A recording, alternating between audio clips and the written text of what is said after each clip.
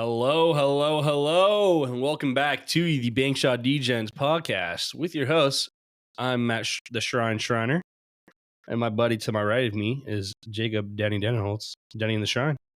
Denny, season 2, episode 2, baby. What's good? Last episode, I said it was the eve of NBA season, which was an incorrect statement, but now I can confidently say that today's the eve is officially of the NBA season. It is Monday, October 21st. NBA season starts tomorrow, baby. Yep. We got 2 good games tomorrow, Knicks versus Celtics and Lakers versus Wolves, which is a good way to start the season, especially with that cat trade just happening. So Absolutely. It's a great way to start.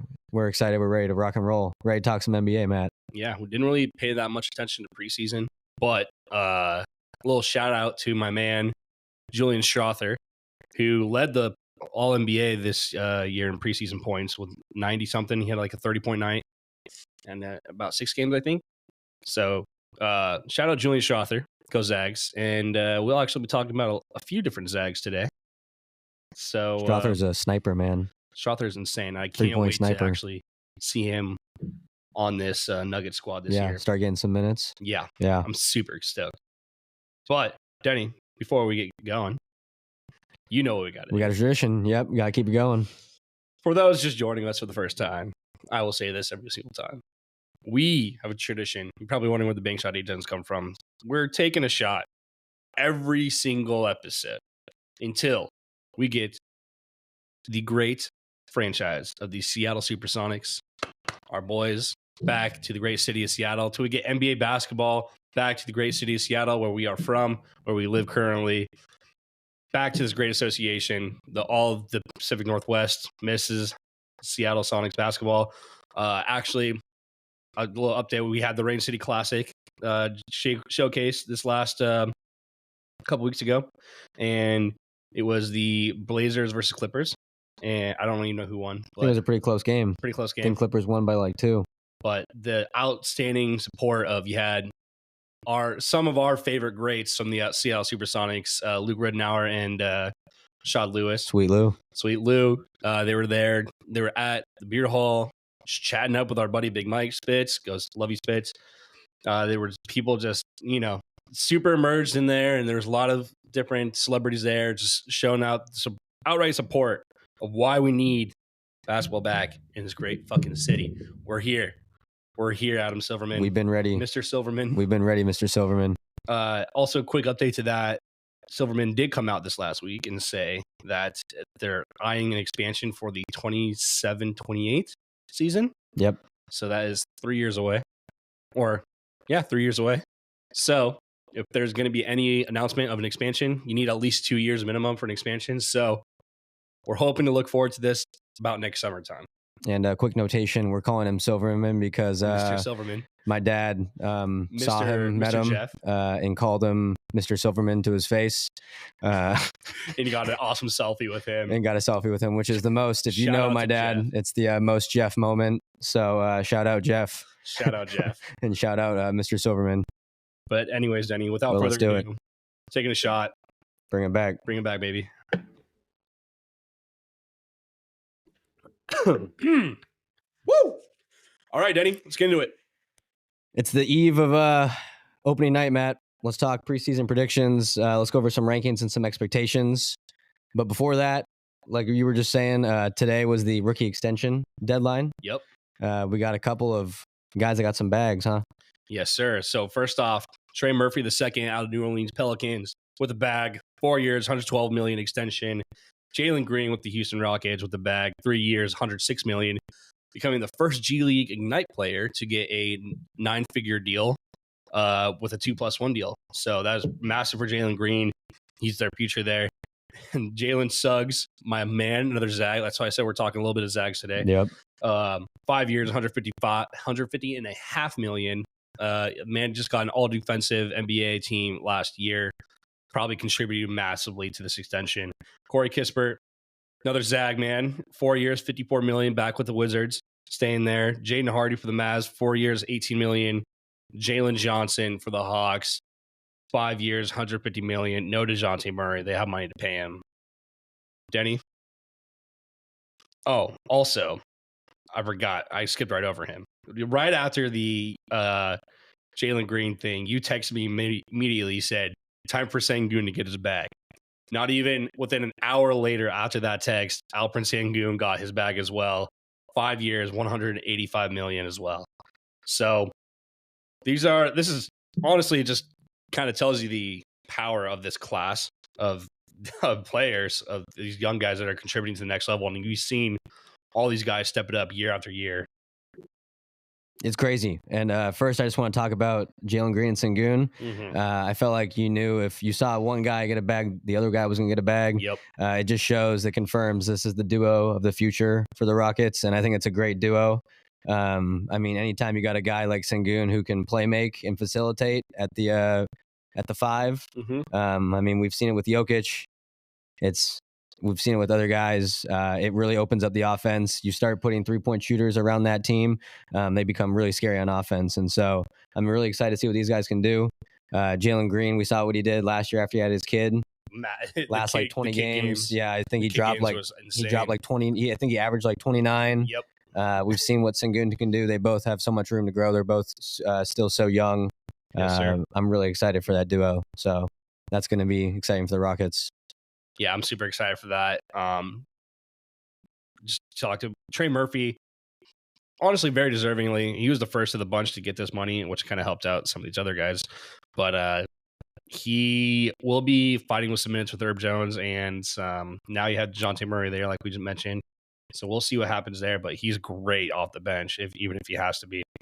So he'll be a great role player. Because the amount of small forwards / guards they have there on teams is ridiculous. Yeah, totally agree with what you're saying. I think that getting this extension done helps.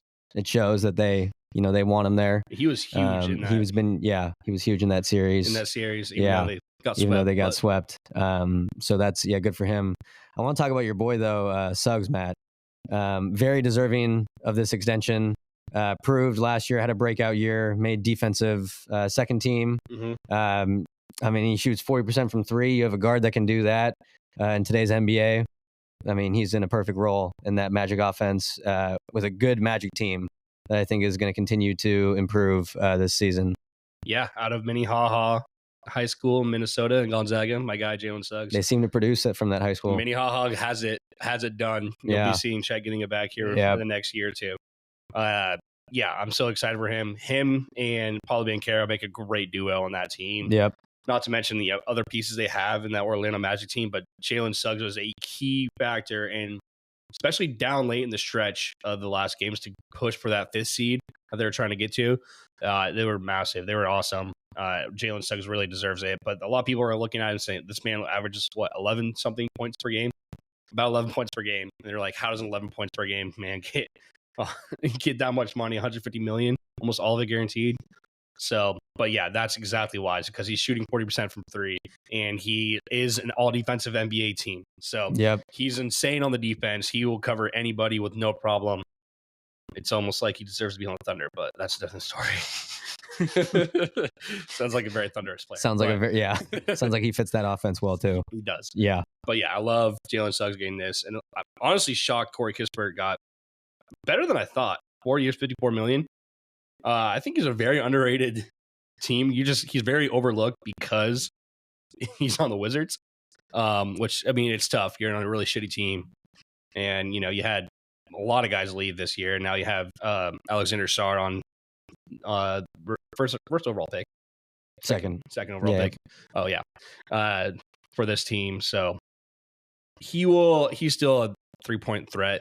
And now you have Advita not on there anymore too, so he was kind of opens it up for him a little bit. But I love Corey. He needs to open up his game a little bit, not just be an arch guy. So hit up your former Zags like Jalen Suggs, learn some defense, Corey. You know what to do. I think if he can kind of work on creating a shot a little bit more, not necessarily just the pull up, but being able to attack the rim more, that'll open up his 3-point game even more too. Because then defenders will have to, worry about all aspects of the game. He's a taller guard. He's a bigger, Could be even called a forward, but he's got a handle. Yeah, he doesn't really play that much down low. Yeah. So. Yep. And looking at this Jalen Johnson extension too, I'm really excited about this. He had a really good year last year. He's a lengthy forward who can run the floor. He's got a good 3-point shot. He shot 35 from 3 last year. He's really good at finishing at the rim. Now with DeJounte gone, you got Trae Young. I think he has a really good opportunity to become the second option on this team and continue to have, another breakout season. Yeah, this is a struggling Hawks team. I'm not sure exactly where they're going to go, but ensuring your future with Jalen Johnson is massive. Who knows how long Trae Young stays there now? Yep. And obviously Clint Capella is getting old and stuff like that. So I like this move a lot. And you have Bogdanovich on the Hawks as well. So I like him. I like Jalen Johnson a lot. He has so much room to grow. He's not even close to his ceiling, in my opinion. He has so much room to improve, and he's already pretty good. So I really like this. I think that's the key signing for. Obviously, you're saying Trae Young is your face of the franchise, but who knows how long that stays. Yep. He also just got drafted to my fantasy team. So Jalen Johnson, I believe in you. Let's get it. Believe in you. Let's get it. Jalen Suggs, you also got drafted to my fantasy team. Yes, Suggs. Let's also get it. Some quick other updates around the league. Triple J announced today that he will not be making season debut. He is out. So that is already one man shorthanded for the Grizz. They were already shorthanded like crazy, more than any team ever in NBA history last year, just in general. So hopefully it's not that much. We'll go week to week, I'm guessing, on this. I doubt he's going to play.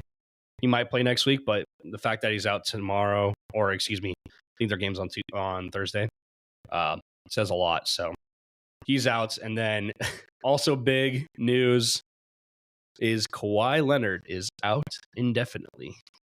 Denny, what does that say to you?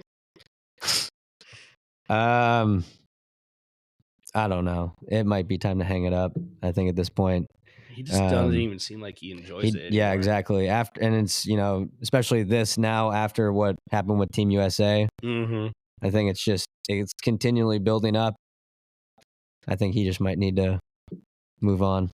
Yeah, I don't know. It's sad because he's honestly one of the greatest players of our generation. Oh yeah. I feel like it's very under talked about what he did with that one year trophy in Toronto. It was a one and done. It was a one and done. He went and did his thing. Beat the Warriors. Yeah, he had arguably a MVP year that year. That was the best Kawhi I think I've ever seen. That was the series where Clay towards Achilles. Right? Yep. And KD. Yeah, and KD. Yeah. Even besides that, they deserve their flowers. No, they still, You have the amazing buzzer beater against the Sixers with the bounce against the rim. Yeah. As a Thunder fan, I'm not saying I root for injuries, but as a Thunder fan, this really is exciting stuff because we have the pick swap. Whatever you guys get this year is ours. So I am very excited. There is a once in a lifetime, so to say, prospect coming up in this next draft. And just say I have my eyes on him. And if the old 35-year-old or 36-year-old James Harden, I don't think he cannot do what he did in Houston with this LAC team. He's not what he used to be in Houston. He's not what he is then by any means. The rest of this squad is a bunch of role players. I don't think there's not many other stars on this team. You have Zubac, you have Terrence Mann. Yeah, that's like I said, not a lot. Yeah, they're in trouble. So that's not good news for the Clippers. You lost Paul George. One, you spent the biggest trade in NBA history to get Paul George. You don't even give him enough to stay in LA. He loves LA. That's his home. That's his home. Yeah, when he got back, he was so happy to go back there. That's the whole reason he went there in the first place. And you don't even give him a fair enough offer to stay there. And now Kawhi's out indefinitely. All your money is resting on James Harden's hands right now. You guys don't have you're not, even if you're a lottery pick next year, you don't get it. Sorry, it's the Thunders. Sorry. Okay, there's my little rant on the Clippers. Y'all are in shambles. Yeah. I just want to close out on this really quickly by backing up and just saying I love Kawhi. He's a Hall of Famer. He's one of the best to play this game. Absolutely. We saw what he did even with the Spurs, the impact he had guarding LeBron, winning his first ring. But like you said, it doesn't even look like he enjoys being out there anymore. And I think even just for his health, he's getting hurt way too much. I think if he wants to be able to enjoy the rest of his life, Right. you can just hang it up. Yeah, I agree.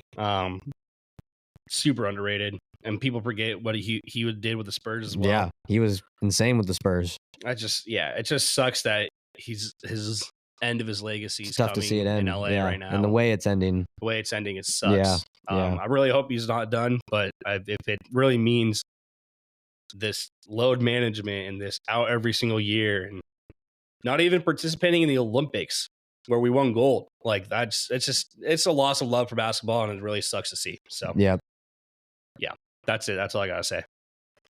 Well, let's move on to your preseason rankings, Matt. All right, it's time, baby. Got some stuff to talk about. Yeah, let's do it. So we did preseason rankings last year, and they were a little bit off. So we'll see what we will look like this year, but we'll start with the West. Let's do it. I'll give you the top 6 seeds first, in my opinion. And they're kind of similar to how they ended last year. But this is what I have so far in the West. So you have Oklahoma City Thunder in the first seed. You got the T-Wolves in the second seed, Denver in the third, Mavs in the fourth, Kings in fifth, Suns in sixth. Danny, what do you like?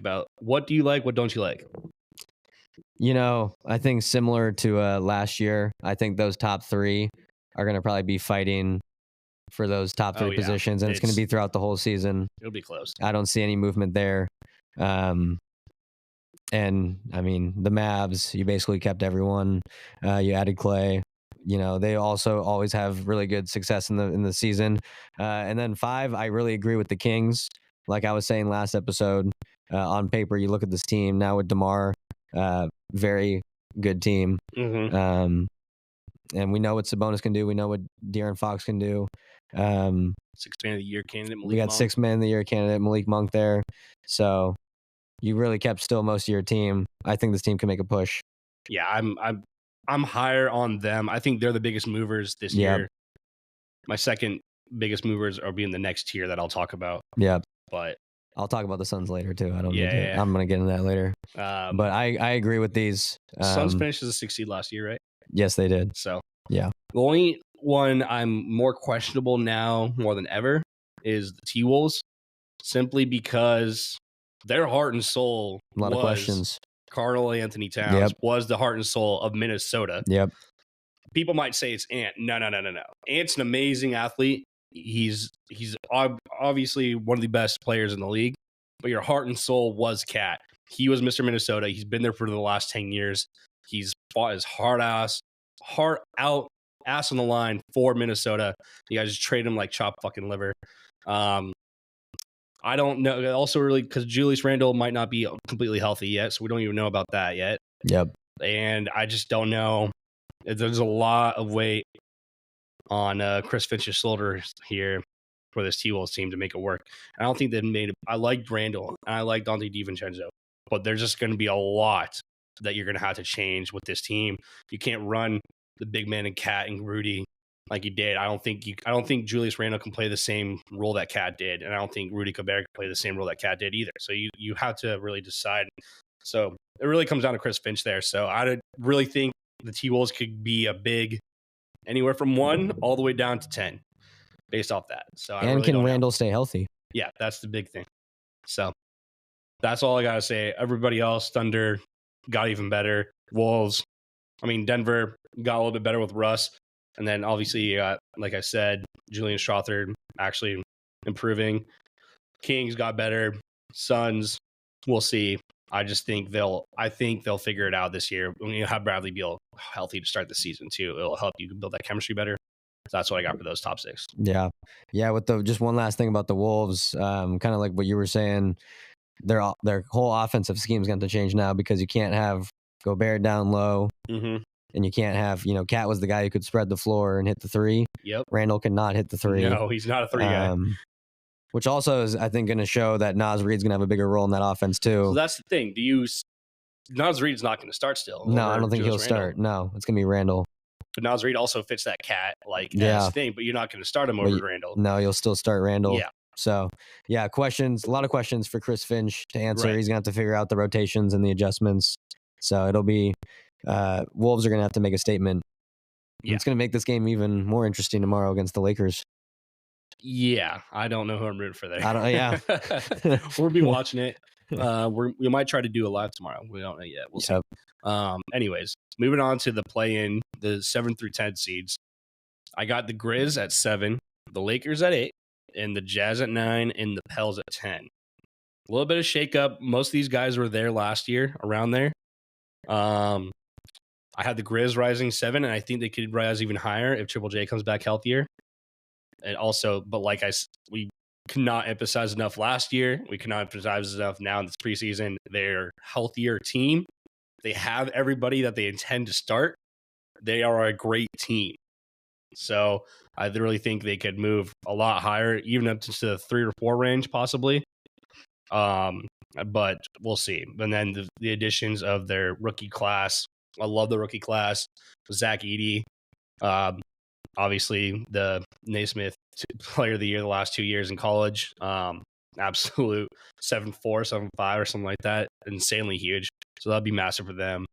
Take some weight off Triple J's shoulders. And then Jalen Wells lights out. Also a top scorer in this preseason and a top scorer in the summer league. Arcoog. Can't go without saying. Love Jalen Wells. And then this Lakers team, I have them staying at the 8 because they really did not improve at all. They did not do anything to improve. The only thing I can see that makes them better is the hiring of JJ Redick. I love JJ Redick. I think he's a great basketball mind, but literally no one has really found success with LeBron since Frank. So yeah, I don't know. That's an interesting one. And then I think the Jazz are just developing their team a lot better with Cody Williams too. So I think their development and just getting Walker Kessler in their second year and everything like that. They're just kind of developing. Larry Markkinen going to be fully healthy. Should be. So I like that. And then Pels they could be a lot higher, I'll be honest, but I just like those 3 teams ahead of them. I never thought I'd want to watch every Grizz game. I really want to watch it in my life, and so interested in the Grizz. I am all in on the Grizz this year for Jalen Wells. I'm our guy. But we've seen what this team can do when they're healthy. We've seen where the Grizz have gone. They've been a top 3-4 team in the West, and I think that they're trying to look to get back to there. But the question is, it seems like Triple J has now become he's become one of those players who now seems to consistently get hurt. It's one thing after another. John Morant. He's aggravating something. Jaw's now starting to get hurt. And Jaw's also a high flyer on and off the court. So on and off. It's like, can these guys stay committed? Can they stay healthy? Can they stay locked in? If they can, we've seen where they can go. But it's just a lot of questions now. Also, underrated piece that's going to be back this year that did not have it all last year is Brandon Clark. Yes, he is a very good role player for that team. Yeah, and I loved him. I'm sorry, I talked about so many Zags players, but like they just they're too good not to talk about. It's just popping up. He's going to be massive. He's healthy. He was the summer league player of the year 2 or 3 years ago. Yep. So I'm really excited to see him back with them too. But yeah, like I said, just the role players. It's a fun team to watch. I agree that the Grizz and the Pels could be higher. There's just so much uncertainty with those teams. You never know, both health wise and just the way that they're going to play. I am also a really big fan of JJ Redick. I think he's a great basketball mind. If you listen to him talk about the game, he knows what he's talking about. The question is it going to translate into a coaching role? Right. And is LeBron going to be able to let him coach? Is LeBron going to trust him? Because if I would want to let JJ fully coach because it seems like he knows what he's talking about. But is LeBron going to? I know they're friends, but is LeBron going to be comfortable with it? I think they did have those conversations early on when they first got hired. And I really hope JJ just like, hey, I know we're homies, but trust me. I'm coaching but this yeah, team. Trust me. Yeah. I want JJ to be assertive with LeBron. LeBron's one of the greatest players of all time. I'm not going to say the greatest, but I would say one of the greatest players of all time. And you want to respect his skill sets, and you want to respect that, he wants the ball in his hands when it comes down to it and stuff like that. But yeah, 100%. I think there just needs to be a trust there between both of them. A mutual trust is what's going to get this Lakers some success. Yeah, between those two specifically. Yeah, but I mean, I don't think. Also, really fun. Speaking about Seattle, Ken Griffey Jr. and Ken Griffey Sr. will be in attendance for tomorrow night's game, which is the Lakers versus T-Wolves. Oh, that's sick. To see the they're the last and only Oh, father-son duo to play yeah. together in professional sports. Oh, that's and lit. Bronny and LeBron will be the second ever to do it. That's sick. So That's gonna be a crazy photo. that'd be so cool, actually. A bit, as you know, the Griffies are big Seattle boys. Yep. Ken Griffey Jr., the kid, greatest Mariner of all time, and one of the greatest baseball players of all time. Yep. And then now you have one of the greatest NBA players of all time. But I think the roles are a little bit reversed here, where the kid was the greatest ever, but I don't think Bron's kid is going to be anywhere. Yes. You could scorch me now if he becomes an MVP caliber, whatever. I don't care. But yeah, there's no way that Bronny will ever surpass or even come close to eclipsing what his dad has done in the NBA. Yes. I will make that safe assumption.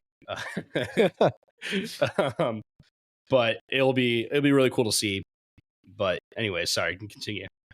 That's all I got for those teams. I agree with the Jazz, rebuilding. Walker Kessler had a down year, so let's see if he can bounce back. But he also still was top 3 in blocks and rebounds. Exactly. So he was insane. So if he turns it around on the offensive end, we've seen. We'll see what his value can be. Yeah, I think that Jazz is just a really sneaky team. I don't think a lot of people have their eyes on them at all. That's why I have them kind of sneakily in the 9th, making the play-in this year. Yep. And then the bottom of the rest, I'm going Warriors at 11, Clippers at 12, Spurs at 13, Blazers at 14, and Rockets at 15. And I'm going to preface this that any of those, like I put them in 11 through 15, but Rockets could easily be one in the play-in, and any of those teams could really go up or down there. So I don't necessarily feel very strongly that one team is worse than the other, but Warriors they're declining. No Clay for the first time ever. Steph Curry's getting older.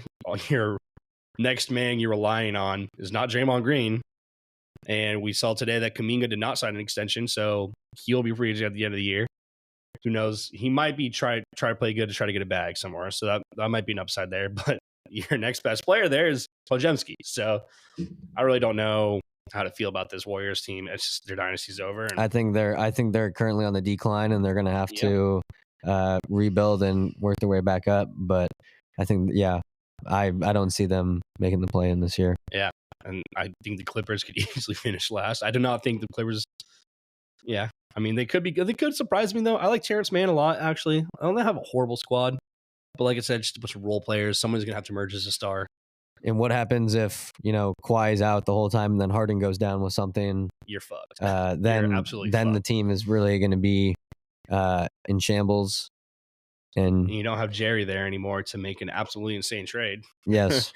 So RP the legend. Yeah. But I don't know. It might be a down year for the Clippers. Yep. Yeah. Spurs could easily be a lot better with a Wemby bounce back year, but the only thing they got this year, actually, I lied. They could be a lot higher, in my opinion. They could easily be a playing team this year. But they have Chris Paul, which I think will be awesome for Wemby because he can facilitate the floor. And then you got Stephon Castle in the first round this year. That's actually a pretty big move. I like Stephon Castle a lot, UConn guy. I don't think he'll do.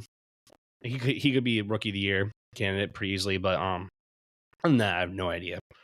He's gonna learn a lot working under CP3. Oh, massively. And then I guess we'll see how quickly it translates to the floor, and if he can start, chipping away at CP3's minutes.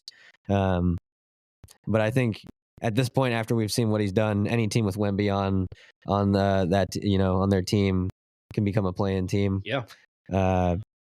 Guy's fucking insane. So I could see, the Spurs. There's just a lot of questions around the Spurs.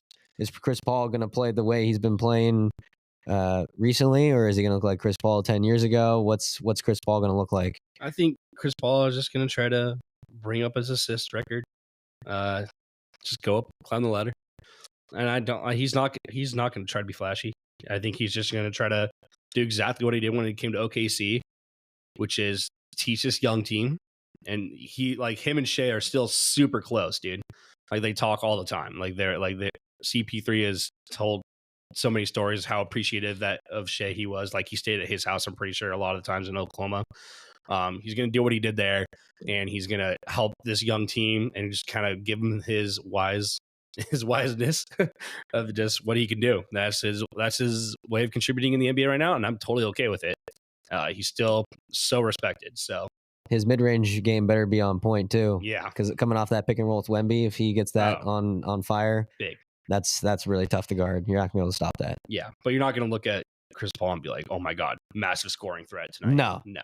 I love him to death, but he ain't like that anymore. Yeah, he'll maybe drop like 14, 15 a game. Yeah, exactly. Yeah. And then Blazers and Rockets, very similar teams in my opinion. Blazers, I still have so many good guys, dude. You got Shane Sharp, you got Jeremy Grant, Anthony. Yeah, Anthony Simmons. Yeah. Now you got Dominic Klingon. Yep. I think this is really, if Aiden can actually step it up again and be what he once was, even to an extent, he was not what he was last year. He was not very great. But even if he gets to an extent where he could, this team could easily be that. And then Rockets are the same boat where they have one of the Thompson twins, Amon Thompson, I believe. Amon, yep. Yeah. And so you have them. You have Jalen Green, obviously, who's got a bag. If he could return to his childbearing days, then he could easily, yep. You know. You got Reed Shepard, who played well in the summer league in preseason. You got Cam Whitmore, who's a second or third year. He's been playing a lot better. I think it's third year. So that's just that's a young team. But I think with having Ime as their coach over there, now I'm gonna they'll keep working their way up. Yeah. So like I said, this bottom could really switch. Like I love these guys, but they are definitely the bottom of the West. Yep. But this West is so stacked that I think all of that bottom could be more than half, almost all the bottom of the East. Now I'll go through the East now. Anything else you want to say on the West? No, let's go on to the East. So like I said, like these West teams are so good, but they're just in a completely super stacked Western Conference. Going to the East, top 6, the reigning champs, the Celtics, number 1. Number 2, you got the New York Knicks. 3, Bucks. 4, Pacers. Sixers at 5, and Cavs at 6. So pretty similar to how it ended last year. I don't think it changes that much. Now, Celtics, I think they're the championship favorites still again this year. They did nothing but they haven't lost anything. I think they got more depth with who'd they get? We were like, oh my gosh, more depth. Well, I think it was Lonnie Walker, but then they waived him, I believe. Oh, okay. Yeah, they just waived him. But that would have been typical depth that you're adding to Boston. They don't even need. Yeah. They're rolling with Pritchard off the bench, our favorite Oregon guy. The guy who makes every fucking half court and full court shot is what he's literally known for. But yeah, they're the surefire favorites in the East. I don't think it's really even close, even with the Knicks additions. Knicks getting Mikal Bridges, kind of massive deal. And now what they're we cannot talk about enough is the Minnesota trade. Cat going there, and Tom Thibodeau, same thing with the T-Wolves. You're really gonna have to coach a different game but your guys' lineups got massively, drastically different. And Dante DiVincenzo was a big like we're talking about the Nova Boys, and he didn't even get to be part of the Nova Boys, which kind of sucks. Yeah.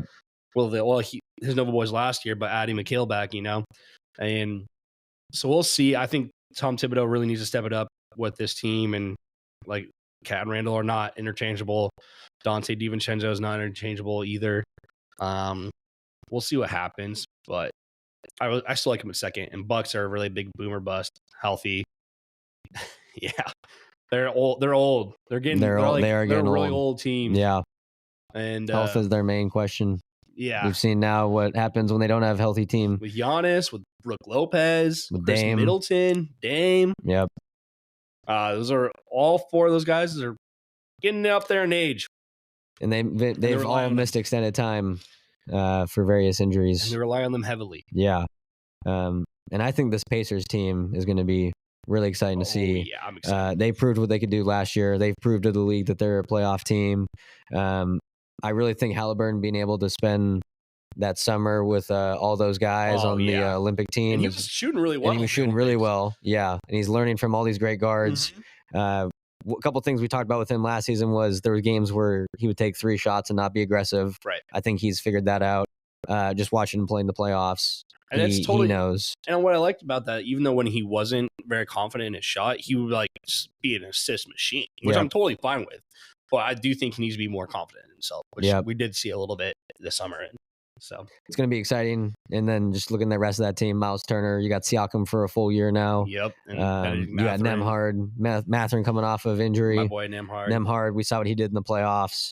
That's an exciting team. I love it. Yeah. I feel like we're missing somebody huge on that team. Well, they got their great role players in the 3-point leader. They got TJ McConnell. And then whatever his name is, Obi Toppin. Yeah, those guys play really well off the bench. Obi was. We cannot talk about TJ McConnell enough either. No. The guy could be a starting point guard with the way he plays. He's unbelievable. Just great minutes for that team. I'm excited to see what this Cavs team can do too. Darius Garland's coming back from injury. He said that he feels like he has a lot to prove this year, and he's ready. Also, Evan Mobley, who was injured. You got Evan Mobley, who's hurt. Jared Allen, he's one of the most consistent centers. I drafted him in fantasy. That was a great pick. Donovan Mitchell is coming off of an insane year and is only 28 years old, and I think will do the exact same thing he just did this past year. Karis LeVert, who's always in conversation for 6th man of the year. Always. So that's a good team. Max Strus. I think Max Strus needs to step it up a little bit. I think yes.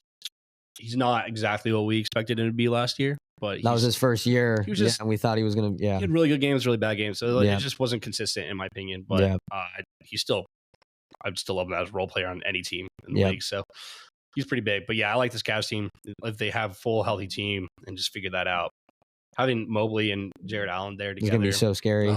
So nice. Yeah, they're both. I mean, Mobley is super young. Jared Allen's still, I think, the prime of his career. I remember. Great team. I remember seeing Evan Mobley down in Beasley Coliseum. Man was insane. Yeah, he's crazy. Crazy. Yeah, I like that. Yeah, and then the biggest ones we haven't talked about really is the Sixers. Paul George is there. I don't know. I mean, obviously. Talk about health with almost every single one of these teams. Joel Embiid, who was supposed to be an MVP favorite last year, but he only played like 20-something games, so it's kind of massive. We got Paul George, who also misses time every once in a while, so we'll see what happens there. Tyrese Maxey, I think, is going to have to step it up again. He just looks better every single year. Yep. And so we'll see what happens. I have them at 5. They could easily end up as the 2nd seed, though. But I have them at 5 because they really need to figure some shit out on what they're going to do with that offense in general. Now that you have Tyrese Maxey, because Maxey did so much because he had so little to help him with. You don't have Tobias Harris there anymore either. Yep. Who was your highest paid player last year. Yep. And so now you have Paul George, which is a massive good trade, but you'll see. You don't have a lot of depth on that team either. So like I said, if one of those guys goes down, it's if that team just like you did last year. If that team's healthy, with the way Embiid plays, I think, like you said, they can be a top 3, even 2 team in the East. But they came out and said that Embiid is not going to be playing any back-to-backs.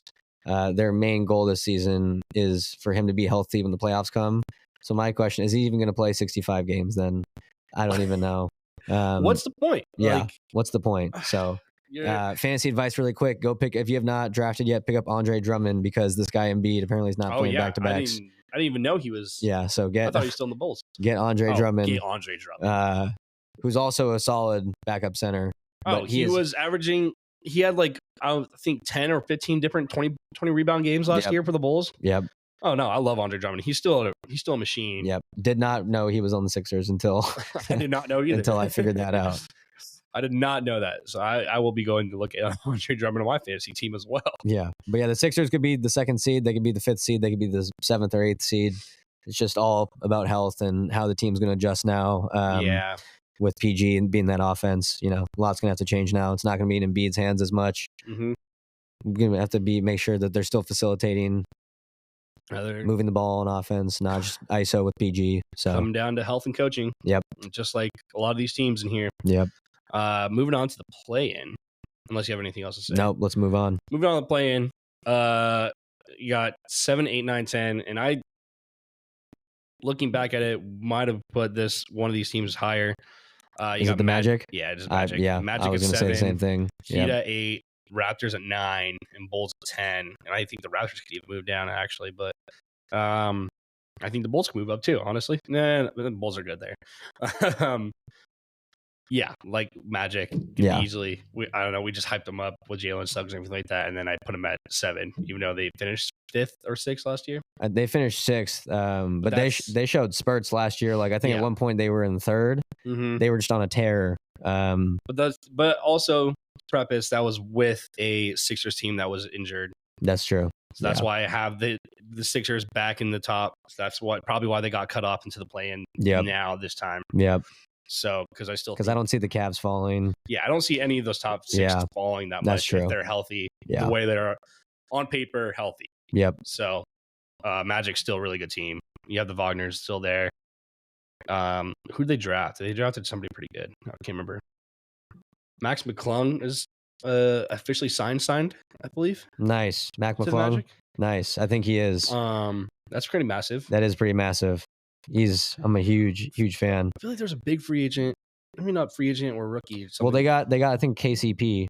Oh yeah, they did get KCP. Yeah, and that was pretty big. Their draft pick, nice. Yeah, it will be nice. 3-point shooter. Yeah, veteran. He's won a championship. Yeah, so that'll be nice. A huge loss for the Nuggets. He's a good defender. That is a huge loss for the Nuggets. And then they also drafted Tristan da Silva. Oh yeah, who I've seen tear up Wazoo one too many times. So that guy is insane. He's a good ball. Yeah, he is a good ball player. Oh my gosh, great 3-point shooter. He's a forward. He's aggressive. Watched him play Colorado for 5 years. He was so good, man. Gosh. Crazy. Yeah. Michael Litzo knows. Michael Litzo knows. Tristan da Silva, man, crazy. They had another good draft pick. Is there? You have that up right now, or was it just Tristan da Silva? Let me look. I feel like there was a second round player that they got those. Where was it? I mean, they drafted Antonio Reeves. Okay, yeah, he's a pretty solid guard from Kentucky. Yep. Yeah, he's had some good. He had some good years. Yeah, he's had some good years over there. They got more depth than that. Yeah, I think the rest of the teams here all will stay here, but I think it's similar to the first 3 in the West. These are all interchangeable.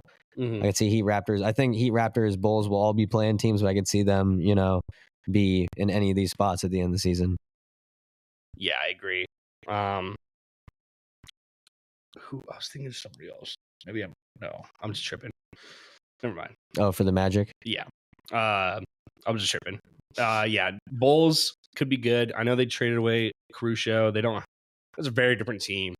So there's a lot of figuring out there. Yep. So I kind of have them on the cusp because they have players I feel like that if they're good, like if they figure it out, they could easily be a play-in team. I think they'd make some noise there. They got P Giddy, P Giddy, Josh Giddey, Kobe White, who absolutely was balling last year, who easily could have been 6th man of the year as well. I think one of us chose him. I think I did actually. Yeah. But they got Vucevic, who is one of the most consistent centers in the league. Still going hard. Yep. They got, Levine, hopefully he's healthy, then he's still looking good. We'll see what Lonzo's minutes will look like. Hopefully that they rise. And then really curious to see Matas Buzelis' role in this team. The Chicago man they drafted. Yeah, really curious to see it. Great G League player. Played well in the Summer League. So it'll be interesting to see his role in his first year on this team. Yeah, and I think Lonzo's coming back officially. Yep.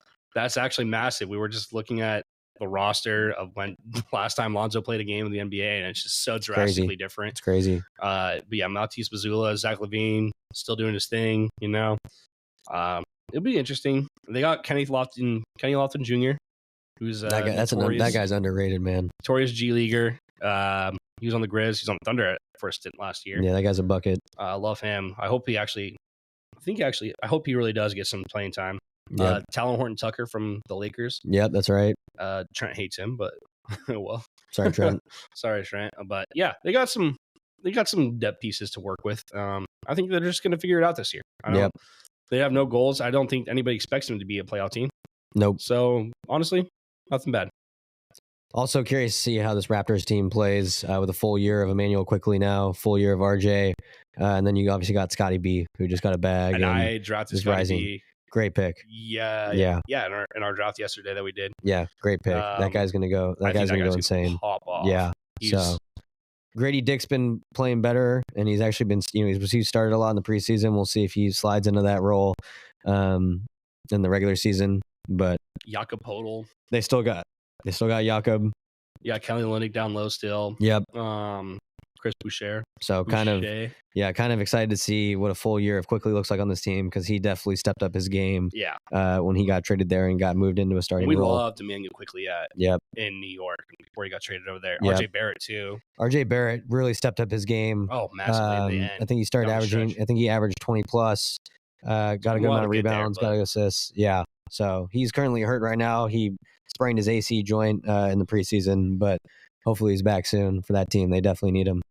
And so do I, because I drafted him in fantasy. So RJ, heal up and let's go. But they got a lot of role players. Yep. Nothing huge. Yep. But I love Scotty B. And then this bottom tier of the East, I don't think any of these guys really have a shot at the playoffs. Like I was saying earlier, I think the bottom of the West could absolutely destroy the bottom of the East. And I mean this. So here's what I got. Hornets at 11, Pistons at 12, Hawks at 13, Wizards at 14, Nets at 15. Nets have absolutely nobody. They have Cam Thomas, right? That's about it. And they got Dennis Schroeder this year. And yeah. Yep. Nets are, I feel bad, but I don't. I mean, they're at the bottom of the league here. Pistons, we already know, has been notoriously bad. I don't think they get much better this year either. Hawks, they could be a playing team, actually. The Hawks could, but that's no DeJounte. Jalen Johnson just got his bag, but you still just have Trae Young, Clint Capella there. Nothing much there, unless Trae Young just becomes a weird perennial MVP just for carrying the team. But I don't see that happening. And then Hornets actually have some good pieces. Brandon Miller year 2 could be massive. I could buy my bullets on that he could have a massive year. And then obviously with a healthy LaMelo Ball and a Miles Bridges that's not in jail or anything. Still crazy. I think we talked about it in last season. He did not get a very long punishment. No, and then he came back and started averaging 20 a game. Yeah. So he was clearly ready to go. That was one of his best years, I think, last year. Yeah, it was. So they could surprise me, obviously, with the depth that the Thunder added with the trade for Gordon Hayward, who retired this year, actually. They got Trey Mann hooping. You got Trey Mann. I love Trey Mann. They got Vasilije Micic. And their center, Mark Williams, is actually, I think, a really solid center. He's just struggled with injuries last year. So if he can stay healthy this year, which currently he has a strained tendon in his foot he's recovering from. Mm-hmm. I also know that because I have him in fantasy. But if he's healthy, then I think he's a pretty solid big for that team.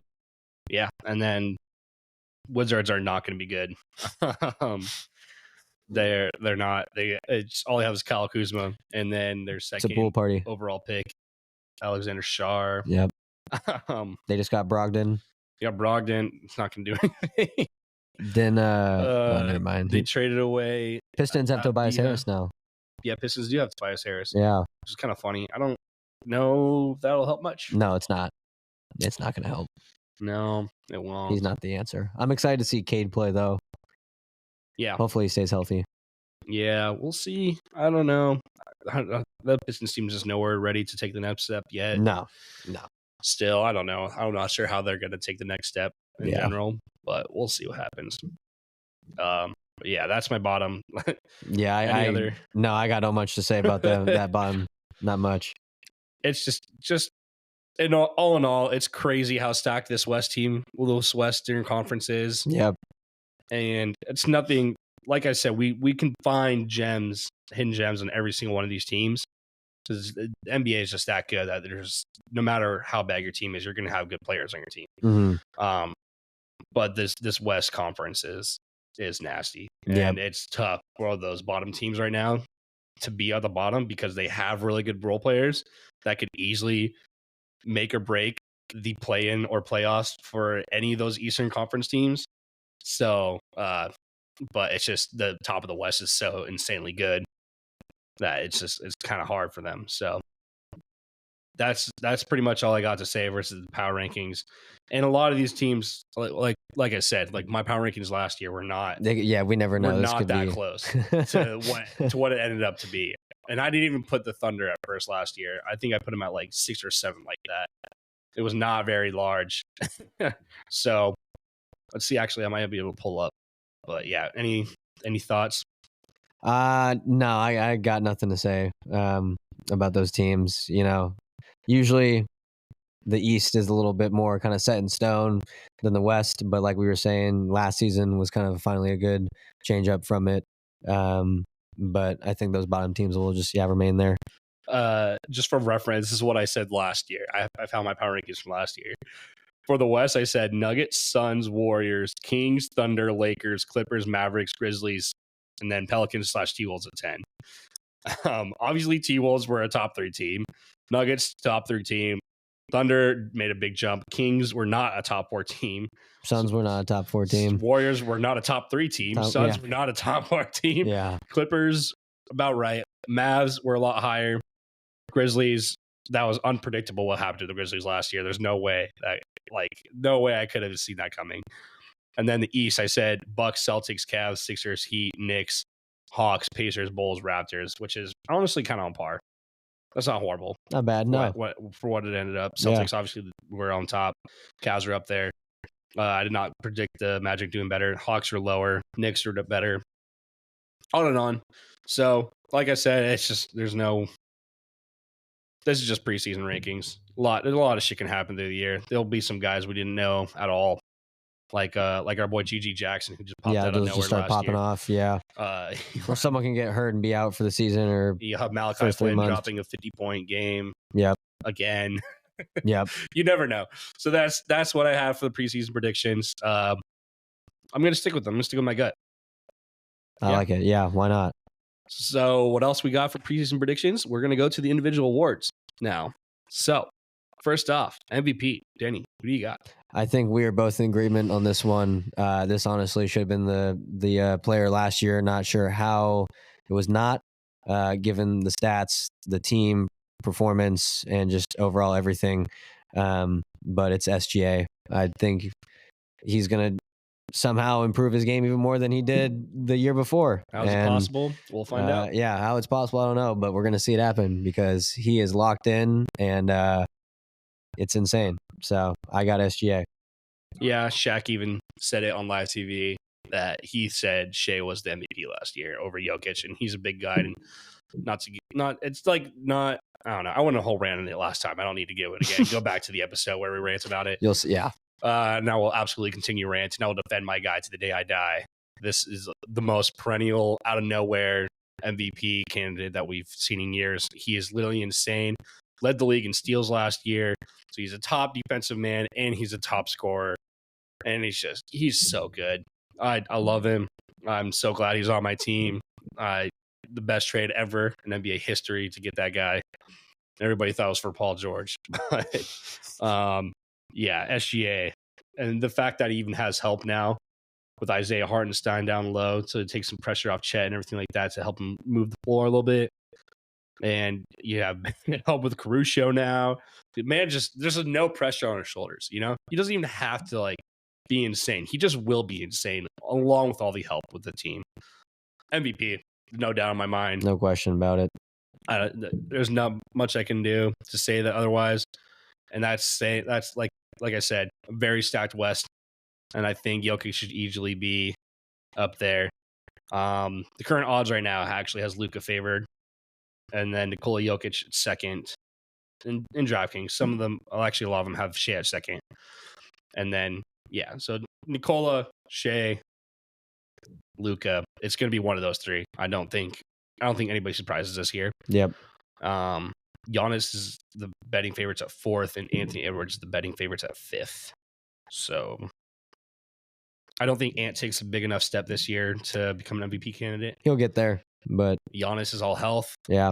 If Giannis is healthy throughout the whole year, I could easily see him be MVP candidate because when he's on the floor, he makes a difference. And they obviously saw how much they missed him in the playoffs last year. So, yeah. Moving on to Rookie of the Year. Denny, you said no idea. I just threw out the first person that came to mind. I don't necessarily think that will happen, though. So, who do you... I said Donovan Clingan just because he's the first person that came to mind. I really like Donovan, and I think he's on a team where he could win that Rookie of the Year because he could get a lot of production. But any idea for you? You have any thoughts? I kind of like the Clingan one because DA gets hurt a lot. Yep. And so he can have the opportunity to really produce for that team. Mm-hmm. I'm also a Stephon Castle fan, like we were just talking about before the episode. If he can learn a lot from CP3 and have it translate onto the floor, he can start chipping away his minutes, make a difference. I think him and Wemby is the future of that team. That's a really scary 1-2, especially with the height that Castle brings. Dalton Connect, after he dropped 35, I don't know if he's going to get the playing time during the regular season to do that. Probably won't, but I thought that was hella funny. I'm a big Rob Dillingham fan, but I don't think he'll get the playing time. I wonder about maybe Matas Buzelis, but I don't know if he'll get the playing time. It's just, I don't know. I don't think there's any players here that are really going to get the playing time. Do you think Richardie or Sarr are going to make that type of impact? I've myself not watched enough of either of them to be able to decide that. It sounds like Sarr has been choking a little bit. Sounds like he had a horrible summer league. He had a horrible summer league. So he's out of the question. Actually, I just remembered that. I don't think he's out of the question still. I don't think summer league necessarily. I mean, summer league is massive. Yeah, I mean, we cannot deny what we saw. But I don't think he's a number 2 overall pick for a reason. So I don't think he's necessarily erased yet. He's also in a position where there's nobody on the fucking Wizards. That is true. Yeah, you'll have a lot of time. Yeah. So here's the current favorites. This is DraftKings current favorites. It's Zach Edey, which we didn't talk about, which makes completely sense. Reed Shepherd at 2, Rasir at 3, Bazulis at 4, and Stephon Castle at 5. Okay. I like all those. I think Reed Shepherd will have a good season. I don't think he'll make enough of a case, and I don't think he'll have enough as playing time to put up the production to make Rookie of the Year compared to a lot of other opportunities that some of these guys have. Guy not mentioned, Jalen Wells. I changed my answer to Jalen Wells. I changed my answer to Jalen Wells. Also, watch out. I think it might not happen right away, but I think man that's part of a G League team could easily be called up on a 2-way contract out of Sacramento. So they could use the depth at the. He actually killed it at the 4 and 5. He's actually killing it in summer league and G League as well. Yep. He could easily come up. Yes, he can. The guy we're talking about is Isaac Jones. By the way, if you couldn't figure that out, Isaac, we love you. Yes, sir. I love the rookies on both on the OKC. We're actually really good, but like you said, they're just not going to get playing time. I love them. They're not going to get playing time. Yeah. So yeah, I feel like the easy answer to say Zach Edey, but I don't want to say that. I didn't even think about Edey. I think it's just too easy to say.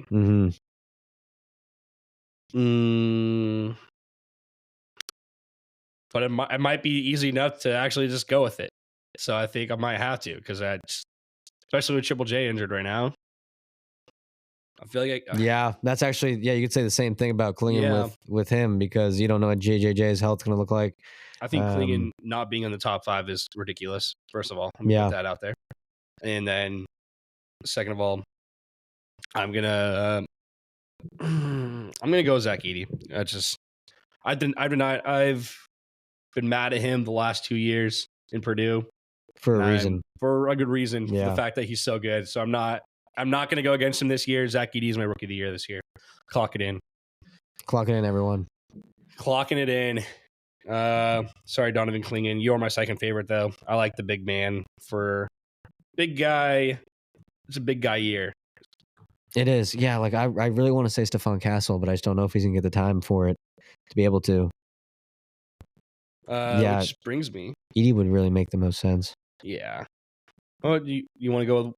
Are you gonna go with Edie, or who are you gonna go with? Yeah, fuck it.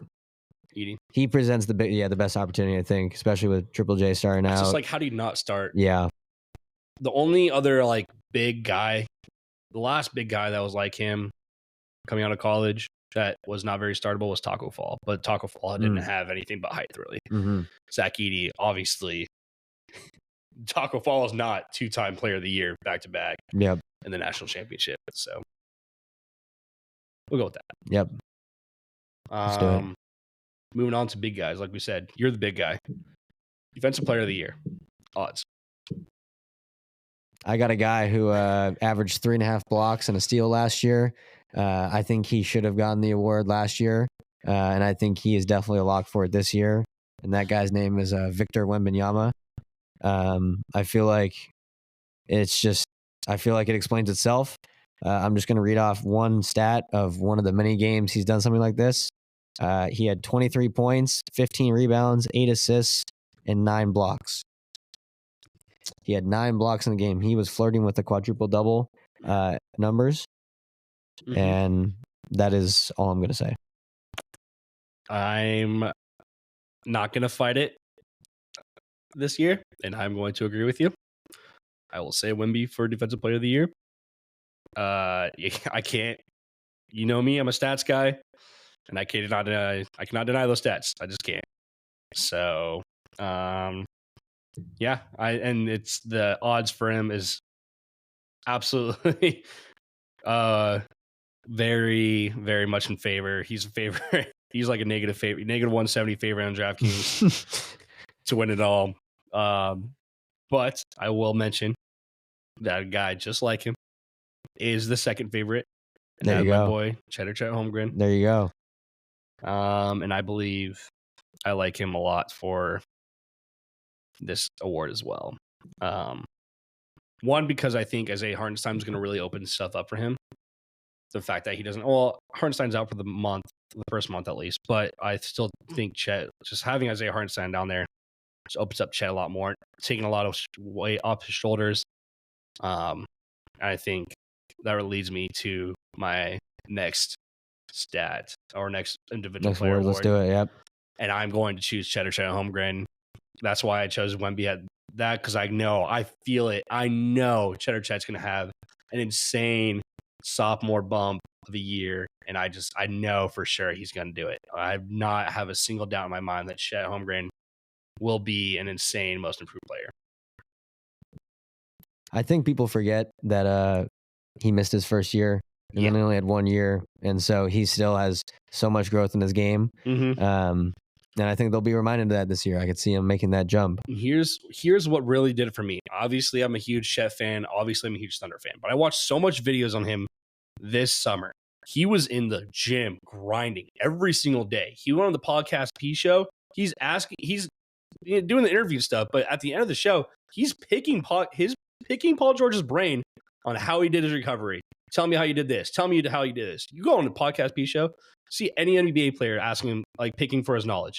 He is still young and he knows he's good, but he's still trying to get better. And you're looking at his shot's a little bit different this year, even though he's like the first rookie to have like 300 plus 3 points on top of rebounds or something like that. Insane, crazy stat last year. I think he's going to improve like crazy. And the fact that he was already so good last year, and I think he's really going to take that next level to make sure that this Thunder team isn't a for sure 1 seed. So I'm going to choose Chet without any hesitation.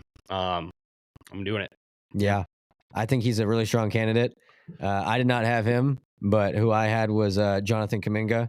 I like that pick a lot. Yeah, a lot of questions surrounding this Warriors team and his current state with the Warriors team. Is he going to end up signing at the end of the season when he's a free agent? Is he going to go somewhere else? I think either way, he's going to have to prove himself this season. Moses Moody got a contract. He did not get a contract. They were the same year. I think he has a lot to prove this season. I think he has the opportunity to with Clay's departure. Draymond Green is dead. Draymond Green is dead. I think he really has, the option. It'll be Podziemski. It'll be Curry. We'll see how Buddy Hield's production will be. I mean, he's getting older. He's a little bit on the decline. We'll see if he can keep that value. But Kuminga, we'll have a lot of opportunity. The odds for Draymond Green ejections this year is ±5. Just to let you know, in case you were curious. But yeah, I do like Kuminga a lot. He's gonna go over 5. Over 5? Yeah, I like that. That's good money. Yeah. That's easy money. Yeah. I really like a Kuminga pick. But yeah, the odds here, Kuminga is in the on Bet Rivers, he's second. On BetMGM, he's 5th, and in FanDuel, he is 4th. Okay. So I like that a lot. Like we talked about, this Warriors team does not have a lot at all. Yep. You have him, Podziemski, and Curry, and like you said, Draymond's irrelevant. Yep. I like that pick. Some other favorites here. The favorite again is Victor Wembanyama for most improved player. It's just like last year with Maxey winning it. It's like Anyway, I'm not going to get into it. It's fine. I get it. No, completely. Go for it. Speak your mind. It's just the same thing as last year. I feel like they were both already at an all-star level. Yeah. And so they didn't, they made a jump, yes, but they weren't like, maybe a role player that then turned into I don't know. No, I completely agree. I think this... I get what they're saying. I get what they're saying too, because Maxey did make a step. Yeah. Wemby probably will make a step, but it's like... But I do like that more when you see guys like role players turn into stars. Yeah. I think that you don't see stars become like Wemby, who's probably I guess in like the ESPN ranking, he was like 11th or whatever. Mm-hmm. But like last year, he was like 30th, right? I'm not looking for people that are making the leap from top 25 player to top 10 player. I'm looking for the guys that make a bottom 100 to top 50, right? Top 30. Yeah, that's a good way to put it. Yeah, that's a good way to put it. I think that's a massive jump, more so to not even be ranked in the top 100 players to becoming a top 50 player. Right. I like those a lot more. And honestly, that could make me change my entire pick here, because also on a lot of these betting sites, you have Jalen Williams in second for DraftKings. You have J-Dubs in 5th on FanDuel. J-Dubs in second on BetMGM. You have Josh Giddey here in top 5 as well. Yeah. You have Jalen Johnson, also a very mentioned player. Those are all good. Here. Those are all good ones, actually. Jalen Johnson could actually be a good one. Yeah, and he just got paid. Yeah, and he just got his bag. We just talked about how Trae Young's not a... I mean, Trae Young's pretty much all they got. Clint Capella's downgrading and everything like that. I kind of forgot about their rookie a little bit in Zashir, but Jalen Johnson I kind of like Jalen Johnson. I know. Too. Yeah. Now that we're talking about it. Yeah. I mean, I was just talking about with him earlier. He has the opportunity. He's got the ability. He's got the size. Talking about role player and he can make that jump. Yeah, I like that. If we're going off that, I completely agree on that. I don't want to put J-Dubs, because in my eyes, J-Dubs is already a star. In my eyes, Chet's already a star. So going based off what you're saying, I agree on Jalen Johnson. I don't think Josh Giddey. I think Josh Giddey will make a big jump because he's going to be huge role player for this Chicago team. Right. Yep. I don't like him as a most improved player, but Evan Mobley, like we already high on Evan Mobley. He's also in the odds here. But I still think he is. I think Jalen Johnson, based on our definition that we just said, is the best pick for that.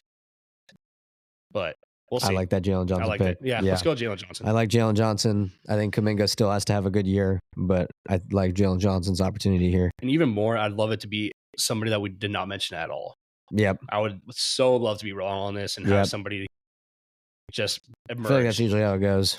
Calling it in, most improved player, G.G. Jackson. Hey, I would be comes back from his injury. I can see that. I can totally see G.G. Jackson. 100%. Oh wait, I forgot he's injured. Yeah, well, he comes back from his injury, and then he can do it. Then he can do it for sure. Yeah. Okay, moving on. Next one, 6th man of the year. Got down to a very tight race last year. It was Naz Reid versus Malik Monk, but it was, I think, outright Naz Reid won completely. Fair and square. I mean, he was great. Yep. I'm not going to argue it. You have a favorite for 6th man of the year? My immediate answer was Malik Monk because I wanted him to get it last year, and I think he has the opportunity to get it again this year. And he is the favorite. Even with DeMar coming over, I feel like he still has the ability to get it. but I kind of think about it more. I think about it more too. There's kind of other options. I feel like Naz Reid has the opportunity to win it again. Yep.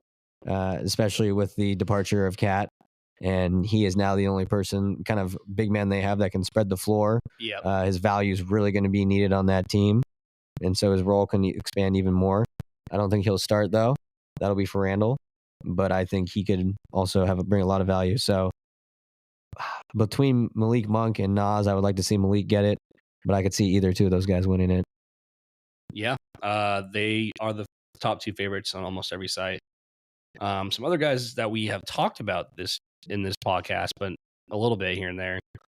Off the dome, my money, like I just said, without even looking at the odds before, I said Dante DiVincenzo, and he's like top 5 in odds for that. He just has a lot to play for. I feel like he plays like he has something to prove almost every time. I feel like he's coming with some extra fire this year. He does, especially after he was excited to be with the Nova Boys and just to be traded to the T-Wolves like that. I think he's going to have some fire in him, and I think he already does play with a lot of fire in him last year. I like him as a 6th Man of the Year candidate. Some other names on here: Karis LeVert, which we talked about for the Cavs. Yep, I like that pick a lot. Benedict Mathurin, he's 2nd in FanDuel. He's 5 on both DraftKings and BetMGM. I like him a lot too. I like Benedict. Coming back from his injury, having a bounce back season, could do it. He's an efficient 3-point shooter. Plays well in that offense. Yep. We like the rotation in Indiana. Yep. So yeah, I like that a lot too. And I think other than the same guys, the other names mentioned on here is Jaime Jaquez. I kind of like that. I don't hate it. Yeah, I kind of like that. But Jaime's played well. He ended up kind of having to play a starter role last year just because of injuries. Yep. And you had Terry Rozier and a few other guys out there. But I kind of like that. I don't hate it. But yeah, there's that. And then finally, Coach of the Year. Denny, I'd just like to mention that you put ARF on here as your Coach of the Year. Can you explain to me and tell me how ARF is going to win the Coach of the Year? ARF's going to win the Coach of the Year by just sticking to the game plan and doing what's best. But I didn't know what to say at the time. But last year I had Joe Mazzulla as my Coach of the Year. I think he could prove to win it again this year. Champ. So. Yeah, I like Jamal. I like Jamal Mosley over with the Magic. They have a great system going over there. And I also could see if the team plays well and improves, I could see Mike Brown. I really like what's going on over there with the Kings. We all know Mike Brown. He's a great coach. He coached LeBron his first stint. I think he is very underrated. He's a great coach. So love to see him win it as well. For me, so Marky Mark won it last year. I don't think he wins a back-to-back year, even though he easily could. I want the favorites right now is Ime Udoka for the Rockets. I like him a lot. I think he'll be a good coach, and he has a lot of young talent to work with. I don't think the Rockets will do good enough. Like I showed you, they were the bottom team in my rankings, so I don't think that's enough to make him a Coach of the Year candidate. So when you're looking at coaches that have young talent and can coach really well, I look at Jamal Mosley for the Magic, who easily was a top candidate last year as well, I feel like. And I feel like he could really take the next step with this team for the Magic this year. So I like Jamal Mosley for my pick this year, I think. I totally forgot when I was talking about Mike Brown that he also won it back in 22. Yeah. Coach of the Year. Yeah, he did. So that'd be cool for him to win it again, but I still stand with my statement. I know, I like it. I think he's underrated for the fact that he's on this Kings team, and I feel like it's just the Kings are not talked about a lot. Yep. Let's finish off the episode, Matt. Let's take a few minutes and talk a few teams who are in what we want to call a make or break situation this year. Okay. They got to win it, or they got to produce at a high level, try to win it this year, or shit's going to need to change. Shit's going to hit the fan. It's not going to be looking good. Yeah. The 3 teams I want to talk about today are the Lakers, the Bucks, and the Suns. Those are also my 3 teams. These are all 3 teams that we think, they got to win now. They're make or break. Let's first start off with the Lakers. I mean, it's pretty self-explanatory. Let's address the elephant in the room. Yeah, LeBron is going to be what? Is he going to be 40 this year or 39 this year? I think he's turning 41 this year. Yeah, And going in next season. Yeah, I think. and that is the pinnacle of your team. And so Yeah. you got that. You got Anthony Davis. You got to pray he stays healthy this year. He's also getting older. Yeah, they gotta go now. Here's the only thing Lakers fans will hate me for this. Here's the only reason I kind of want to see the Lakers break. I want to see LeBron, go out on his last year on his terms with his son. And I would be very happy if LeBron retired. The fact I think it's a great way to end. You have your first year with your son, then you let him do his own thing. Where he ends up, you make him, because right now his legacy is only you. If you leave this year, you let the Lakers decide what to do with him. Great. The other thing is, I really would love to see JJ Redick coach a young team really badly. I think he would have so much fun. I think he can open up his coaching mind and his NBA expertise a lot more. So that's the only reason I kind of want the Lakers to break, just to get broken down so they can go for those young teams again. Like you can, just kind of hopefully a lot better than, but those young Lakers teams with Lonzo and Goose and B.I. Robert Sacre. Shout out Zags. This is Robert Sacre. He was part of the Kobe team, but love Love Robbie. Also my neighbor. There you go. I'll see you down the road. There you go. But yeah, I would like to see JJ Redick coach a young team again. And you have some building blocks there. Jaden Hood-Schifino, which a lot of Lakers fans like it all, but you have him, you have Rui, who's still pretty young, another Zag, and then you got Bronny and Don Connect. And I feel like you could really turn this around and you could find some young players and, kind of rebuild from the bottom again. Because you went into getting LeBron and AD knowing you're gonna have to rebuild at some point. Like there's just no way there's gonna have LeBron playing until he's 45. Like you just knew. I think next year might be that year. So there's with the Lakers. Yeah, and I think what you were saying about JJ Redick's ability to coach really is key. Mm-hmm. Any coach playing with LeBron or coaching LeBron, you probably have a sense of approval you need from him. Whatever game plan, whatever play you're writing up, you have to kind of worry or think in the back of your head, is LeBron going to approve this? Mm-hmm. Take that weight off his shoulders, let him really just be able to do whatever he wants, find his own style of coaching, because he's so new to it. Yeah. And let him go from there. So that would be a cool opportunity. But I really could see it happening too. You play with your son. It's the last check mark. What else do you have to accomplish? Yeah, what else? What else do you need? You hit 40,000. What do you need? Even if you win the championship this year, you're still behind MJ. Trying to add to your accolades is not going to help. I don't think you're even close to winning the championship this year, in my humble opinion. But, like I said multiple times last year in the podcast, never count on LeBron.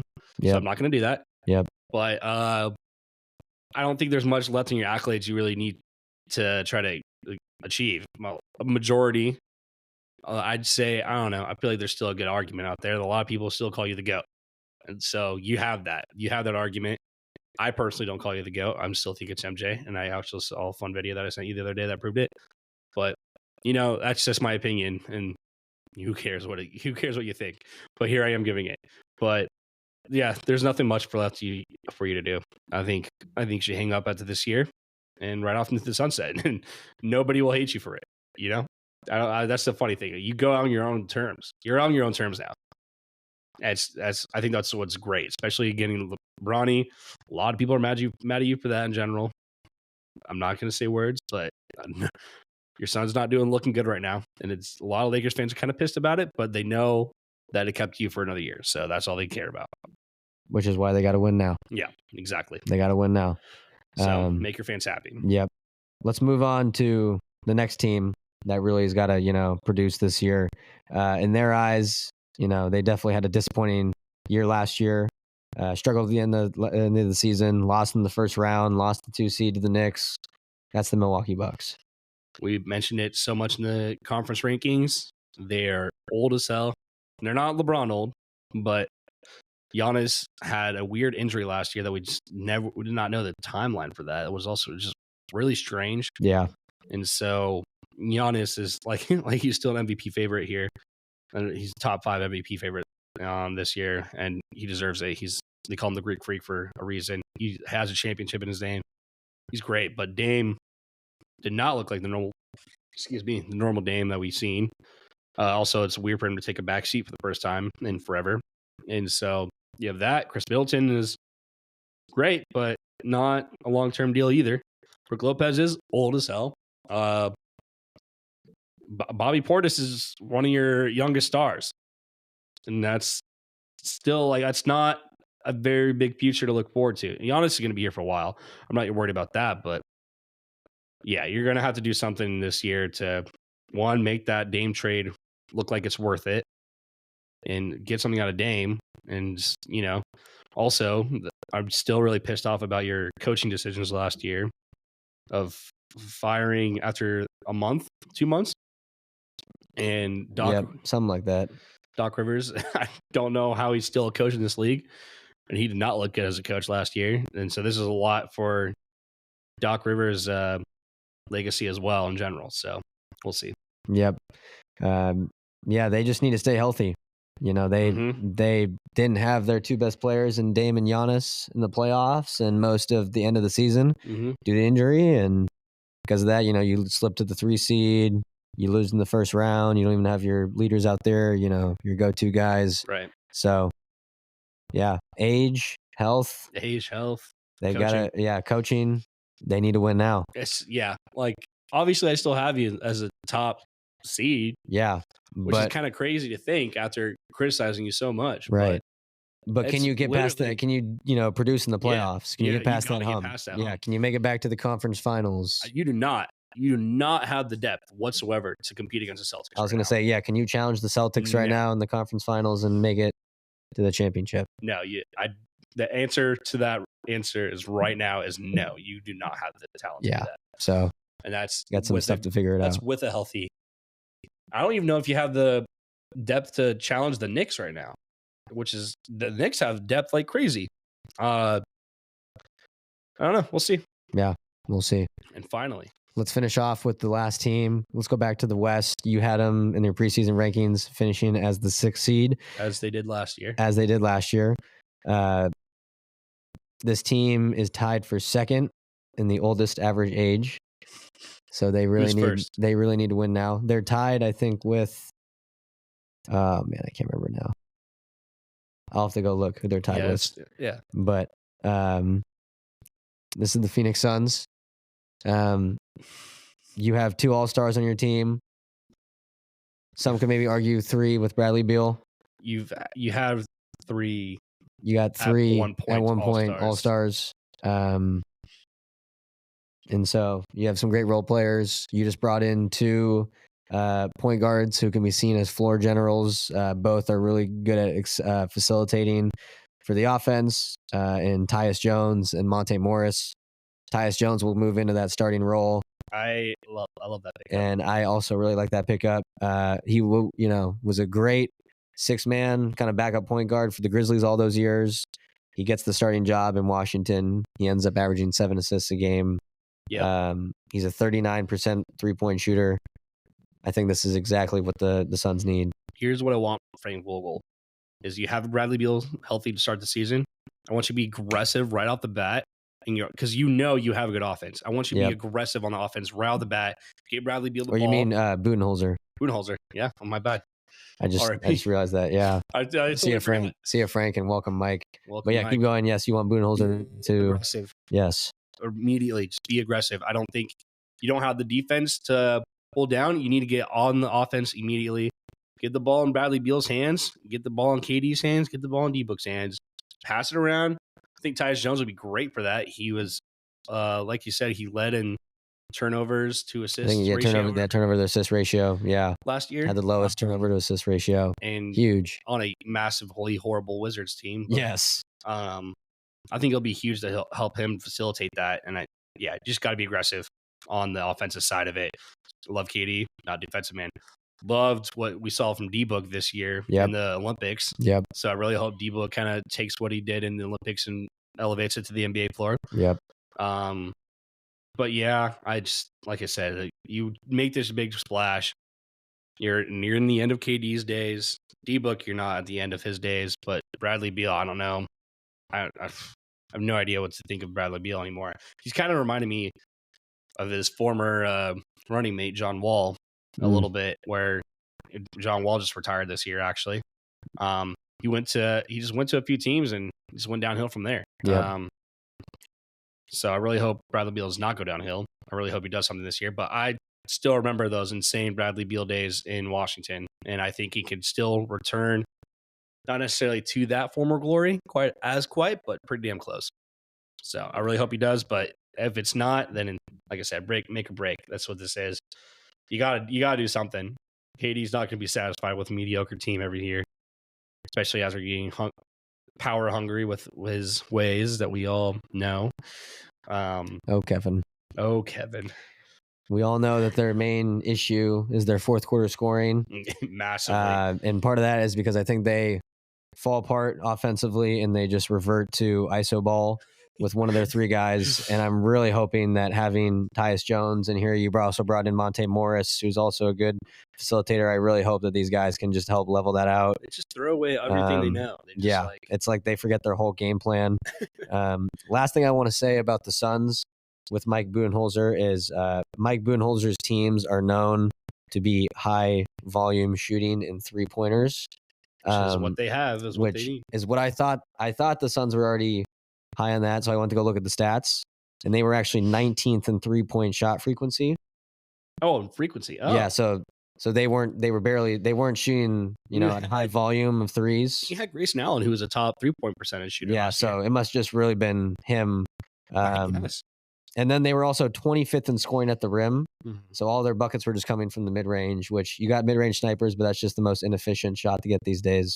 Damn. And so with Budenholzer bringing in that 3-point frequency with how well these guys can all shoot from three, I mean, KD, Bradley Beal, Book all shoot really well. You have Grayson Allen who can shoot really well from the three. They say Nurk is working on his three. We'll see if he's working on his. I don't want to see Nurk work on his three. I want to see Nurk work on his defense. See. Yeah, I don't really think that was what we needed him to work on. So I'm really loving seeing. Nurk need to figure it out. I'm really loving seeing videos of that. But even I don't know. Yeah, I'm sorry. I just want to go on a rant on Nurk. I'm not going to do it on this episode. But okay, fine. I won't either. We'll save it. But I'm really hoping that Bud's coaching style helps improve their 3-point efficiency, shooting, maybe get some more scoring coming in. So we'll see. But yeah, those are the three teams that really have something they got to prove this year. Pretty. Yeah. These are the teams I got. Yeah. No, good. I agree. Other make or break teams that come to mind. Kind of the Mavs a little. No, they got a future.